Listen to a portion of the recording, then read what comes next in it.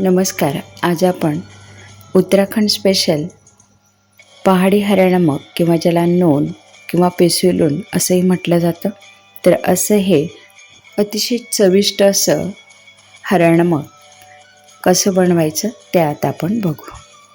तर हे पहाडी नमक बनवण्यासाठी या ठिकाणी मी हिरव्या पाथीसह लसूण घेतलेला आहे. त्यानंतर पुदिन्याची पानं साधारण एक मूठभर इतकी घेतलेली आहे. त्याचबरोबर हिरव्या मिरच्या घेतलेल्या आहे 15 ते 20 आणि अद्रकचा तुकडा साधारण 2 ते 2.5 इंचाचा घेतला आहे.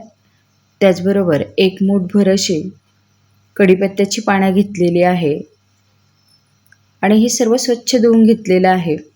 त्याचबरोबर एक वाटीभर साधारण नवीन लसूण घेतलेला आहे आणि एक जुडी इतकी कोथिंबीर घेतलेली आहे. त्यानंतर एक छोटी वाटी धणं, 10-15 मिरे आणि 2-3 टेबलस्पून इतके जिरं घेतलेलं आहे. सर्व छान भाजून घेतलेलं आहे. आता लसणाची पात बारीक करून घेतली आणि लसणाच्या मुळ्या काढून ते देखील स्वच्छ करून घेतले. आता जे कोरडा मसाला किंवा धणं, मिरे आणि जिरं जे होतं तर ते भाजून त्याची पावडर तयार करून घेतली.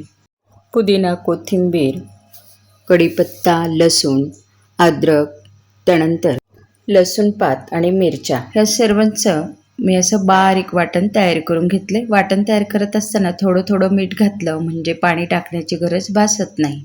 आता यात सैंधव मीठ 1 किलो घेतलं आहे आणि साधारण 200 ग्रॅम इतका मी काळं मीठ घेतलेलं आहे. आता काळं मीठ जे आहे तर ते स्वच्छ निवडून घ्यायचं आहे. त्याच्यामध्ये कचरा असतो. त्यानंतर हे मीठ मी खलबत्त्यामध्ये कुटून घेतलं. बघा अगदी काळसर अशी ही पावडर तयार होते, पण मात्र चवीला अतिशय छान असतं आणि पचनासाठी सुद्धा हे मीठ चांगलं असतं. आता तयार केलेलं वाटण, काळं मीठ आणि सैंधव मीठ हे सर्व छान मिक्स करून घ्यायचं आहे आणि आता एका ताटामध्ये आपण हे वाळत घालायचं आहे उन्हामध्ये. आता हे मीठ उन्हामध्ये ठेवायचं आहे, मात्र संध्याकाळी आपल्याला हे मीठ चमच्याने फोडून घ्यायचं आहे आणि पुन्हा सर्व मिक्स करून व्यवस्थित पसरवून द्यायचं आहे. असं 2 ते 3 दिवस आपण हे मीठ उन्हामध्ये वाळवून घ्यायचं आहे. त्यानंतर खलबत्त्यामध्ये किंवा मिक्सरला हे मीठ बारीक करून घ्यायचं आहे. आता मिक्सरला जर म्हटलं तर अगदी बारीक होतं आणि खलबत्त्यामध्ये असं थोडंसं जाडसर राहतं.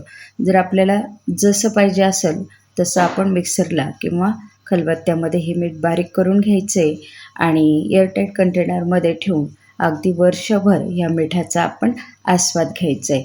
आता कुठल्याही फळांवरती, भाज्यांमध्ये किंवा नाश्त्याचे जे पदार्थ आहेत त्यामध्ये कुठल्याही पदार्थामध्ये आपण जर हे मीठ वापरलं तर अतिशय चवीला छान लागतं. चला तर मग ह्या उन्हाळ्यामध्ये आपण सुद्धा हे पहाडी नमक नक्की तयार करा आणि माझी ही रेसिपी आपल्याला आवडल्यास लाईक करा, शेअर करा आणि माझ्या चॅनलला सबस्क्राईब करा. थँक्यू.